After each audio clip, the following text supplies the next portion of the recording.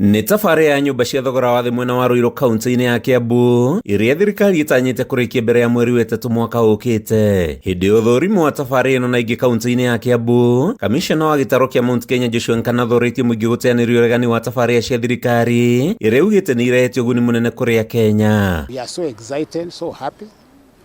We came to see that, or rather to ensure that the work going on here is not impeded by anything.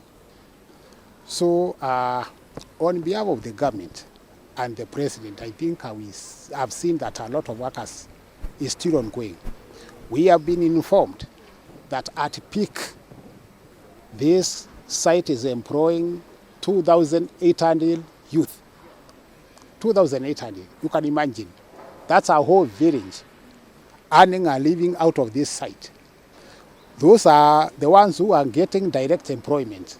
NKANATHA augĩte nyũmba ici cia Ruiru nĩ irĩkĩtie kũgũrwo, akĩũria Kenya gũthiĩ na mbere na gũikia mahoya macigwatĩre nĩguo magĩe na ũikaro. O nĩ orĩtie honge cia ũgitĩri gĩtaro-inĩ gĩkĩ gũkorwo irĩ maitho harĩ kũng'ethanĩra na ciĩko ciothe cia waganu hĩndĩ ya mambura ma Christmas. In this county Kiambu, we sat with the county security committee in the morning and we impressed upon them that we need to also realize that we are heading towards Christmas.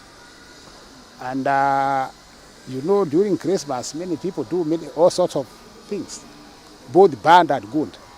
So they have assured us they will be extra vigilant. We have also talked the same to all the counties, and we have agreed that each one of them should also be very vigilant as we move towards the Christmas. Arĩtio hĩndĩ ya gũthũrima waki wa tabarĩra itiganĩte kaunti-inĩ ya Kiambu. Handũ-inĩ ha Kameme TV, njĩtagwo Mathiũ Ndũng'ũ wa Mbũgua.